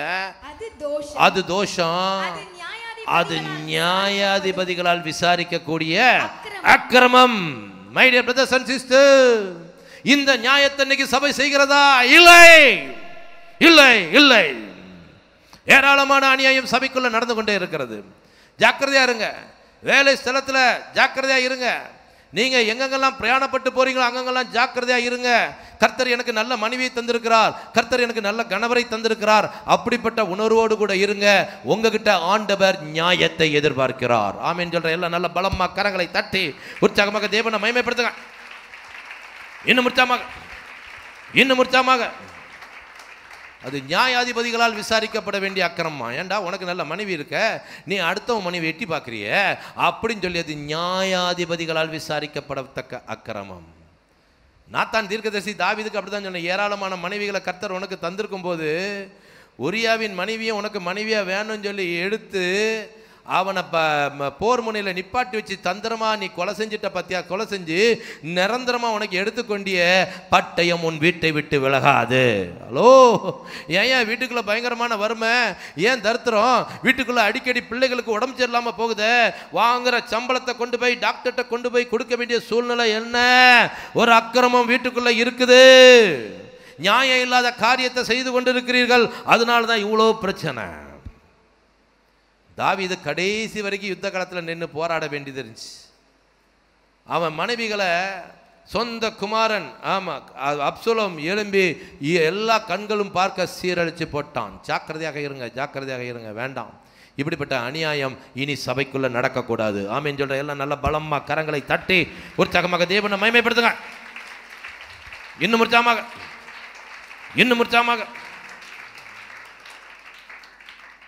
4வது சபைக்குள்ள நடக்கிற அநியாயம். முதல் அநியாயத்தை கொஞ்சம் ஞாபகப்படுத்துங்க. பிறர் நமக்கு விரோதமாக செய்கிற குற்றம் குறைகளை சகிக்காம இருந்த அநியாயம். 2வது முறைகேடாய் சம்பாதித்த வருமானம் அநியாயம். 3வது பிறனுடைய மனைவி பிறனுடைய கணவன் அதை தப்பாக பார்க்கறது அநியாயம். அடுத்து 4வது அநியாயம் பாருங்க, நம்ம செய்கிற நியாயம் இல்லாத காரியங்களை பாருங்க. 2 ராஜாக்களுடைய புஸ்தகம் 7வது அதிகாரத்தின் 9வது வசனத்தை வாசிப்போம். 2 ராஜாக்கள் 7வது அதிகாரம் 9வது வசனம். பின்பு அவர்கள் ஒருவரை ஒருவர் நோக்கி, பின்பு அவர்கள் ஒருவரை ஒருவர் நோக்கி, யாரு? அந்த 4 குஷ்டரோகிகளை குறித்து போடப்பட்டிருக்கிறது. அதன் பின்னணியை நான் பின்னால சொல்றேன். பின்பு அந்த 4 குஷ்டரோகிகளும் ஒருவரை ஒருவர் நோக்கி, நாம் செய்கிறது நியாயம் அல்ல. போதும் இருங்க, அதுக்கப்புறம் அதை வாசிக்கலாம். நல்லா கவனிங்க. 4 குஷ்டரோகிகள் ஒரு சம்பவத்தில் பேசிக்கிட்டாங்களாம். நாம் செய்கிற காரியம் நியாயம் அல்ல என்று பேசிக்கிட்டார்களாம். இதன் பின்னணி என்ன? இஸ்ரவேலில் பயங்கரமாக பஞ்சம், குறிப்பாக சமாரியாவில் பஞ்சம்னா பஞ்சம், அப்படிப்பட்ட கொடுமையான ஒரு பஞ்சம். ஒரு கழுதையின் தலை 80 வெள்ளிக்காசுக்கும் புறாக்களுக்கு போடுகிற கார்படி பயறு 5 வெள்ளிக்காசுக்கும் விற்கிற அளவுக்கு பயங்கரமான பஞ்சம். அந்த பஞ்சத்தில் ஊருக்குள்ளே சாப்பிட்றதுக்கு எதுவுமே இல்லை. அந்த சூழ்நிலையில் 2 கை குழந்தையை வைத்திருக்கிற 2 தாய்மார் பேசி கொண்டார்களாம், ஊருக்குள்ளே சாப்பிட்றதுக்கு எதுவுமே இல்லை, நம்ம வீட்லேயும் இல்லை. இன்னைக்கு என் பிள்ளையை தரேன், உன் பிள்ளையை கொடு, அடித்து சாப்பிடுவோம். நாளைக்கு என் பிள்ளையை தரேன், அதை அடித்து சாப்பிடுவோம்னு சொல்லிட்டு ஊருக்குள்ளே பெத்த பிள்ளைகளை அடித்து சாப்பிடுகிற அளவுக்கு கொடுமையான ஒரு பஞ்சம். அந்த பஞ்சத்தில் ஊருக்கு வெளியே 4 குஷ்டரோகிகள் இருந்தார்களாம். குஷ்டரோகிகள் ஊருக்குள்ளே வரக்கூடாது, ஊருக்கு வெளியே தான் இருக்கணும். அப்போ அந்த 4 குஷ்டரோகிகளுக்கும் சாப்பாடே இல்லையா. ஏன்னா ஊரில் சாப்பாடு இருந்தால் தான் அவங்களுக்கும் இருக்கும். ஊருக்குள்ளே பயங்கரமான பஞ்சம் இருந்தனால அவங்களுக்கும் சாப்பாடே இல்லை. அவங்க சொன்னாங்களாம், ஊருக்குள்ளே போனால் கூட அங்கே சாப்பாடு கிடையாது, ஊருக்கு வெளியிலையும் நமக்கு சாப்பாடு கிடையாது. இப்போது சீரியர் இந்த சந்தர்ப்பத்தை பயன்படுத்தி சீரிய இராணுவம் என்ன பண்ணாங்க? இஸ்ரவேலருக்கு விரோதமாக அவங்க படையெடுத்து இஸ்ரவேலை சுற்றிலும் நிற்கிறாங்க. அடுத்த நாள் அவங்க இஸ்ரவேலுக்குள்ள நுழையணும். அப்போது அந்த சீரியர் அங்கே இராணுவத்தார் வந்திருக்காங்கிறத கேள்விப்பட்டு இவங்க குஷ்டரோகிகள் சொன்னாங்களாம், ஒருவேளை நம்ம அந்த சீரிய இராணுவத்துக்குள்ளே போய் பார்ப்போம், அங்கே ஏதாவது சாப்பாடு கிடைச்சா அவங்க கையில் கேட்டு வாங்கி சாப்பிடுவோம், இல்லைன்னா அவங்க கைனாலே செத்து மடிஞ்சிடலாம் அப்படின்னு சொல்லி தைரியமாக சீரிய இராணுவத்தை நோக்கி போகிறாங்களாம். அதற்குள்ளே ஆண்டவர் ஒரு பெரிய அற்புதத்தை அங்கே செய்திருந்தார். அந்த சீரிய இராணுவத்தாருக்கு திரளான ரதங்களின் இரைச்சலை ஆண்டவர் கேட்க பண்ணினார். நல்லா கவனிங்க, ரதம் வரல, ரதங்களின் இரைச்சலை ஆண்டவர் கேட்க பண்ணோன்னே சீரிய இராணுவத்தார் பேசிக்கிட்டாங்களாம், ஐயோ இஸ்ரவேலின் ராஜா எத்தியோப்பிய ராஜாவோடு கூலி பொருத்தி நமக்கு விரோதமாக ஏராளமான ரதங்களோடு நம்மை எதிர்க்க வர்றான், ஆனாலும் அவனை ஒன்றுமே பண்ண முடியாதுன்னு சொல்லிட்டு தங்கள் கூடாரங்களில் இருந்ததை அப்படியே போட்டு, நல்ல சாப்பாடு, வஸ்திரம், வெள்ளி எல்லாமே இருந்துச்சு, அதை அப்படியே போட்டுட்டு தங்கள் குதிரைகளையும் அங்கேயே போட்டுட்டு அவன் தப்பிச்சா போதும்னு சொல்லிட்டு கால்நடையாக ஓடி போயிட்டானாம். இந்த அற்புதத்தை செஞ்சது அந்த சீரிய இராணுவத்தாருக்கு தெரியாது. இப்போ சீரிய இராணுவத்தார் செய்ததை பாருங்க. இப்போ அதில் 8வது வசனத்தை முதல்ல வாசிங்க. அந்த குஷ்டரோகிகள் பாளையத்தின் முன்னணி மட்டும் வந்தபோது ஒரு கூடாரத்துக்குள் பிரவேசித்து புசித்து குடித்து அதிலிருந்து வெள்ளியையும் பொன்னையும் வஸ்திரங்களையும் எடுத்துக்கொண்டு போய் ஒளித்து வைத்து திரும்பி வந்து வேறொரு கூடாரத்துக்குள்ளும் பிரவேசித்து அதிலிருந்தும் அப்படியே எடுத்துக்கொண்டு போய் ஒளித்து வைத்து. நல்ல கவனிங்க, பல நாள் சாப்பாட்டே பார்க்கல. சாப்பாட்டே பார்க்காதனால 4 பேரும் உள்ளே புகுந்து சூறையாடுறாங்க. ஆமாம், அங்கே இருக்கிற நல்ல உச்சிதமான சாப்பாடுகளை சாப்பிட்றாங்க, புசிக்கிறான், குடிக்கிறான். அது மட்டும் இல்லை, அவங்க இராணுவத்தார் போட்டுட்டு போன வெள்ளி, பொண்ணு, மாற்று வஸ்திரம் எல்லாத்தையும் கையில் அகப்பட்டதை எடுத்து சுருட்டி போயிட்டு ஒரு இடத்துல போய் ஒளிச்சு வச்சுட்டு மறுபடியும் 2வது கூடாரத்துக்குள்ளேயும் புகுந்து அப்படியே கொள்ளை அடிச்சுட்டு நல்லா புசித்து குடித்து கொள்ளை அடிச்சுட்டு இப்போ பாருங்க, இப்போ அவங்க என்ன பேசிக்கொள்றாங்க பாருங்க. 9வது வசனம். பின்பு அவர்கள் ஒருவரை ஒருவர் நோக்கி, நாம் செய்கிறது நியாயம் அல்ல, இந்நாள் நற்செய்தி அறிவிக்கும் நாள் நாம் மௌனமாயிருந்து பொழுது விடிய மட்டும் காத்திருந்தால் குற்றம் நம்மேல் சுமரும். இப்போதும் நாம் போய் ராஜாவின் அரண்மனையாருக்கு இதை அறிவிப்போம், வாருங்கள் என்று சொல்லி அந்த 4 குஷ்டரோகிகளும் பேசிக்கொண்டார்கள். 4 பேரும் இப்போதான் திடீர்னு சொல்லி உணர்வு வருது. என்னப்பா இது, ஊருக்குள்ள அவன் பல நாள் பட்னியால் செத்துட்டு இருக்கிறான். பெத்த பிள்ளைகளை அடிச்சு அடிச்சு அடிச்சு சாப்பிட்டு குழந்தைகள்லாம் இறந்துக்கிட்டே இருக்கிறாங்க. இங்கே நம்ம மட்டும் நல்லா புசிக்கிறோம், குடிக்கிறோம், வெள்ளி பொண்ணு மாற்று வஸ்திரம் இதெல்லாம் தூக்கி ஒளிச்சு வைக்கிறோமே. நாம் செய்கிற இந்த காரியம் நியாயம் அல்ல. காரணம், இது நற்செய்தி அறிவிக்கிற நாள். ஐயோ, இங்கே சீரிய இராணுவத்தில் ஊருக்கே தேவையான சாப்பாடு இருக்குது, வந்து சாப்பிடுங்கன்னு சொல்லி நாம் போய் நற்செய்தி அறிவிக்கிற நாள் இது. நம்ம மௌனமாக இருந்து பொழுது விடி மட்டும் காத்திருந்தால் அந்த குற்றம் நம்மேல் சுமரும் என்று சொல்லி அந்த குஷ்டரோகிகள் பேசிக் கொண்டார்கள். My dear brothers and sister, இந்த காலவெளியில் கர்த்தருடைய வார்த்தையை கேட்டுக்கொண்டிருக்கிற எனக்கு அருமையான சகோதரனே சகோதரியே, நீங்கள் செய்வது நியாயமா? இந்த நாள் நற்செய்தி அறிவிக்கிற நாள். இந்த நாளை விட்டா வேற நாள் இல்லை. இந்த நாளில் சாயங்கால வேலையில் நடக்கிற சுவிசேஷ ஊழியத்துக்கு நீங்க வராம இருந்தா கர்த்தருடைய வார்த்தை சொல்லுகிறது, நீங்கள் செய்வது நியாயம் அல்ல. ஊருக்குள்ள அவன் பாவம் செஞ்சு செத்துக்கிட்டு நடக்கிறான், விபச்சாரம் பண்ணி சாகுறான், மதுபானத்தில் சாகுறான். அப்படிப்பட்டவனுக்கு போய் நானும் நீங்களும் சுவிசேஷத்தை அறிவிக்காமல் இருந்தால் நாம் செய்கிற இந்த காரியம் நியாயம் அல்ல. ஆமென் சொல்ற எல்லாம் நல்ல பலமா கரங்களை தட்டி உற்சாகமாக தேவனை மகிமைப்படுத்தலாமா? இன்னும் உற்சாகமாக, இன்னும் உற்சாகமாக, இன்னும் உற்சாகமாக. அந்த குஷ்டரோகிகளுக்கு இருந்த உணர்வு இன்னைக்கு சபைக்குள்ள இல்லாம போயிடுச்சு. சுவிசேஷ ஊழியமா, அது எங்கள் பாஸ்டர் பாக்கெட்டு, எங்கள் உடன் ஊழியக்காரங்க இருக்கிறாங்க சபையில், அதுக்குன்னே ஒரு டீம் இருக்குது, அவங்க போய் ஊழியம் பண்ணட்டு. ஏன் நம்ம ஏன் பண்ணல? நீங்கள் செய்கிறது நியாயமா? நீங்கள் செய்கிறது நியாயமா?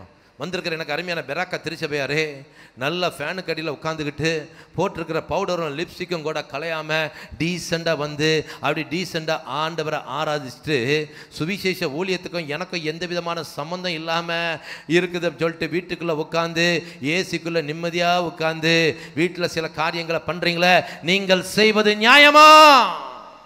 இந்த நாள் நற்செய்தி அறிவிக்கிற நாள்.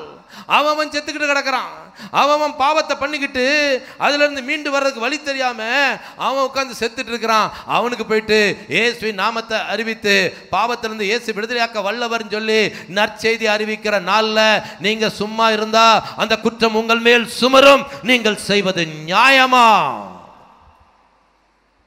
நியாயம் இல்லாத காரியத்தை செய்யறோம். சுவிசேஷம் அது எல்லாருமே அறிவிக்கணுங்க. பவுல் சொல்றாரு, சுவிசேஷம் என் மேல் விழுந்த கடமையா இருக்கிறது. சுவிசேஷத்தை நான் அறிவிக்காதிருந்தால், எல்லாம் அப்படி கையை தூக்குங்க, நல்லா தூக்குங்க, நான் சொல்ற மாதிரி சொல்லுங்க. சுவிசேஷம் என் மேல் விழுந்த கடமையா இருக்கிறது. சுவிசேஷத்தை நான் அறிவிக்காதிருந்தால் எனக்கு ஐயோ. நீங்களே சொல்லிட்டீங்க, நீங்களே சொல்லிட்டீங்க. போய் அறிவிங்க, போய் அறிவிங்க, போய் அறிவிங்க. இயேசுவை தெரியாத ஜனங்களுக்கு போய் சொல்லுங்க. சபையில் கற்றுக்கொண்ட காரியத்தை உங்களோடு கூட படிக்கிற பிள்ளைகளுக்கு, உங்களோடு கூட வேலை செய்கிறவங்களுக்கு அதை சாட்சியாக போய் சொல்லுங்க. இயேசுவை பற்றி சொல்லி அவங்கள மனம் திரும்ப வைங்க. பாவத்திலிருந்து அவங்கள தூக்கி எடுங்க. இதெல்லாம் செய்யலைன்னு சொன்னால் நீங்கள் செய்கிறது நியாயமல்ல. நீங்கள் இன்னும் அப்படியே சும்மா இருந்துட்டு இருந்தா அந்த குற்றம் உங்கள் மேல் சுமரப்போகிறது. நியாய தீர்ப்புக்கு தப்பிக்க முடியாது, நியாய தீர்ப்புக்கு தப்பிக்க முடியாது. நல்லா கவனிங்க. சுவிசேஷத்தை நம்ம அறிவிக்கலன்னு சொன்னால் அந்த நியாய தீர்ப்பில் நம்ம தப்பிக்க முடியாது, தப்பிக்க முடியாது. உன் கூட இருந்தவனுக்கு சுவிசேஷம் சொல்லியே, உன் கூட இருந்தவன் பாவத்தை செஞ்சு அழிஞ்சிட்டு இருக்கும்போது, குடிகாரனாக இருக்கும்போது, போதை பொருட்களை போடும்போது, நீ விபச்சாரம் பண்ணிட்டு இருக்கும்போது நீ சும்மா இருந்தியப்பா அப்படின்னு அந்த இரத்த பழியை கர்த்தர் உங்கள் கையில் கேட்பார். ஆகவே நானும் நீங்களும் நியாயத்தை செய்யணும்னு சொன்னால் போய் சுவிசேஷத்தை அறிவிக்க வேண்டும். ஆமென் சொல்கிற எல்லாம் நல்ல பலமாக கரங்களை தட்டி உற்சாகமாக தேவனை மகிமைப்படுத்துங்க. இன்னும் உற்சாகமாக, இன்னும் உற்சாகமாக. மனுஷனே, நன்மை இன்னதென்று அவர் உனக்கு அறிவித்திருக்கிறார். நியாயம் செய்து இரக்கத்தை சிநேகித்து உன் தேவனாகிய கர்த்தருக்கு முன்பாக மனத்தாழ்மையை நடப்பதை அல்லாமல் வேற எண்ணத்தை கர்த்தர் உன்னிடத்தில் கேட்கிறார். வந்திருக்கிற எனக்கு அருமையான பெராக்கா திருச்சபையாரே, நியாயத்தை செய்யுங்க, நியாயத்தை செய்யுங்க, நியாயத்தை செய்யுங்க. பிறர் நமக்கு விரோதமாக செய்கிற குற்றம் குறைகளை சகிச்சா நியாயம் செய்கிறவர்கள், நேர்மையாய் சம்பாதித்தா நியாயம் செய்கிறவர்கள், பிறனுடைய மனைவியையோ அடுத்தவருடைய கணவனையோ இச்சிக்காதிருந்தால் நியாயம் செய்கிறவர்கள், சுவிசேஷத்தை அறிவித்தால் நியாயம் செய்கிறவர்கள். இப்படிப்பட்ட நியாயத்தை தேவன் நம்மிடத்தில் எதிர்பார்க்கிறார். எத்தனை பேர் ஆமீன் சொல்றீங்க? இன்னும் உற்சாகமா ஒரு அல்லே சொல்லுங்க. இப்போ நான் நியாயத்தை செய்யலாமா? சொல்லுங்கள், நியாயத்தை செய்யலாமா? நியாயத்தை செய்கிறதுக்கு ஒப்பு கொடுக்கலாமா? ஆண்டவரே, இது நாள் வரைக்கும் இந்த நியாயத்தை செய்யலை, இன்று முதல் இந்த நியாயத்தை செய்வதற்கு நான் என்னை ஒப்பு கொடுக்குறேன்னப்பான்னு சொல்லி அப்படி எல்லாரும் எழும்பி நின்று தேவ சமூகத்தில் ஒப்பு கொடுக்கலாமா? இந்நாள் வரைக்கும் நானும் நீங்களும் நியாயமில்லாத நிறைய காரியங்களை செய்து கொண்டிருக்கிறோம். இந்த மத்தியான வேளையில் ஆண்டவரே, நியாயத்தை செய்வதற்கு நான் என்னை ஒப்பு கொடுக்குறேன்னப்பான்னு சொல்லி எழும்பி நிற்கிற எல்லாரும் அப்படி தயவுசெய்து கண்களை மூடிக்கொள்ளுங்க. யாரும் ஒருத்தருக்கு ஒருத்தர் பார்த்து பேசாதீங்க, அக்கம் பக்கம் வேடிக்கை பார்க்காதீங்க. நீங்கள் செய்கிறது நியாயமா? நீங்கள் செய்கிறது நியாயமா? பிறர் நமக்கு விரோதமாக செய்கிற குற்றம் குறைகளை சகிக்காமல் இருக்கிறீங்களே, நீங்கள் செய்கிறது நியாயமா? கவர்மெண்ட்டில் போய்ட்டு கையெழுத்தை மட்டும் போட்டுட்டு வேலை செய்யாமல் சம்பளத்தை வாங்கி அநியாய வருமானத்தை வீட்டில் சேர்க்குறீங்களே, நீங்கள் செய்கிறது நியாயமா? கர்த்தர் உங்களுக்கு நல்ல மனைவியை நல்ல கணவனை தந்திருக்க அடுத்தவளுடைய கணவனையோ அடுத்தவனுடைய மனைவியோ இச்சையாக பார்க்குறீங்களே, நீங்கள் செய்வது நியாயமா? சுவிசேஷத்தை அறிவிக்காமல் வீட்டில் ஹாயாக உட்காந்து கிரிக்கெட் மேட்சை பார்த்து ரசித்து கொண்டிருக்கிறீர்களே, நீங்கள் செய்வது நியாயமா? நீங்கள் மௌனமாக இருந்து பொழுது விடிய வரைக்கும் காத்திருந்த அந்த குற்றம் உங்கள் மேல் சுமரப்போகிறது. அந்த குற்றம் உங்கள் மேல் வருவதற்கு முன்பதாக ஆண்டவரே, அந்த நியாயத்தை செய்வதற்கு நான் ஒப்பு கொடுக்கிறேன் அப்பான்னு சொல்லி எல்லாரும் தேவ சமூகத்தில் ஒப்பு கொடுக்கலாமா? எல்லாரும் தேவ சமூகத்தில் ஒப்பு கொடுக்கலாமா? ஆண்டவரே, அந்த நியாயத்தை செய்வதற்கு நான் என்னை மனப்பூர்வமாய் ஒப்பு கொடுக்கிறேன் ஆண்டவரே. இந்நாள் வரைக்கும் அந்த நியாயத்தை நான் இதுவரைக்கும் செய்யாமல் இருந்தேன் ஆண்டவரே. இனிமேல் அந்த நியாயத்தை செய்வதற்கு என்னை பரிபூர்ணமாய் ஒப்பு கொடுக்கிறேன்னு சொல்லி எல்லாம் அப்படி தேவ சமூகத்தில் ஒப்பு கொடுக்கலாமா? எங்களை நேசிக்கிற மகா இரக்கமும் கிருபையும் இந்த பரமபிதாவே, மனுஷனே நன்மை இன்னதென்று அவர் உங்களுக்கு அறிவித்திருக்கிறார். நியாயம் செய்வது நன்மை என்று சொல்லி ஆண்டவர் இந்த நாளில் கற்று தந்திருக்கிறார்களே. இப்படிப்பட்ட பலிகளின் மேல் தேவன் பிரியமாய் இருக்கிறார் என்று சொல்லி நானும் நீங்களும் நன்மை செய்ய வேண்டும் என்று சொல்லி தேவன் நம்மிடத்தில் எதிர்பார்க்கிறார் அல்லவா? ஆண்டவரே, இந்த காலை வேளையில் நியாயம் செய்கிற நன்மையை நான் செய்யும்படியாக நான் என்னை பரிபூர்ணமாய் ஒப்பு கொடுக்கிறேன் ஆண்டவரே. இந்நாள் வரைக்கும் அந்த நியாயத்தை நான் செய்யலப்பா, நான் செய்யலை ஆண்டவரே. எனக்கு விரோதமாக பிறர் செய்த குற்றம் குறைகளை நான் சகிக்காமல் இருந்திருக்கிறேன் ஆண்டவரே. மற்றவங்க கிட்ட போயிட்டு அதை கம்ப்ளைண்டாக சொல்லியிருக்கிற ஆண்டவரே. நான் தான் அந்த அநியாயக்காரன் ஆண்டவரே. வேண்டாம்ப்பா, அநியாயக்காரர் தேவனுடைய ராஜ்யத்தை சுதந்திரிப்பது இல்லைன்னு சொல்லியிருக்கீங்களே. இந்த மத்தியான வேளையில் நான் என்னை ஒப்பு கொடுக்கிறேன் ஆண்டவரே. இனி அந்த நியாயத்தை செய்வதற்கு நான் என்னை ஒப்பு கொடுக்கிறேன். இந்நாள் வரைக்கும் அநியாயமாக என் வீட்டுக்கு நான் பணத்தை சம்பாதிச்சேன், பொய் சொல்லி ஏமாற்றி கள்ளக்கணக்கு எழுதி திருட்டுத்தனமாக லஞ்சத்தை வாங்கி என் வீட்டுக்கு நான் ஆதாயத்தை சேர்த்த ஆண்டவரே. வேண்டாம்ப்பா, ஐயோ, இந்த மத்தியான வேளையில் கர்த்தர் எச்சரித்த வார்த்தைகளுக்காக நன்றி செலுத்துகிறேன் ஆண்டவரே. இனி நான் நியாயமாய் வருமானத்தை சம்பாதிப்பேன் ஆண்டவரே. ஐயோ, அடுத்தவன் மனைவி அடுத்தவருடைய கணவன் இது தெரியாமல் ஆண்டவரே இந்நாள் வரைக்கும் நான் இப்படிப்பட்ட பாவங்களை செய்து கொண்டிருந்தேன், நியாயமில்லாத காரியங்களை செய்து கொண்டிருந்தேன் ஆண்டவரே. இனிமேல் நான் இதை செய்ய மாட்டேப்பா. எல்லாவற்றுக்கு மேலாக எங்கள் சர்ச்சில் எல்லாரும் சுவிசேஷ ஊழியத்தை செய்ய போகும்போது நான் ஹாயா வீட்டில் இருந்தது உண்டு ஆண்டவரே. நான் இந்நாள் வரைக்கும் அந்த நியாயத்தை செய்யலப்பா. இன்றைக்கி அந்த நியாயத்தை செய்வதற்கு என்னை நான் பரிபூர்ணமாய் ஒப்பு கொடுக்குறேன்னு சொல்லி ஆண்டவரே, எங்களை நாங்கள் மனதார உம்முடைய சமூகத்தில் நாங்கள் ஒப்பு கொடுக்குறோம் ஆண்டவரே. யாரெல்லாம் உண்மையாகவே எழுமி நின்று ஒப்பு கொடுத்தார்களோ அத்தனை பேருக்கும் அப்படிப்பட்ட கிருபைகளை கொடுங்க. இந்த நாள் முதல் நியாயத்தை செய்வதற்கு நாங்கள் எங்களை ஒப்பு கொடுக்கிறோம். ஏற்றுக்கொள்ளுங்க. இயேசுவின் மூலம் ஜெபம் கேளும் நல்ல பிதாவே, ஆமென்.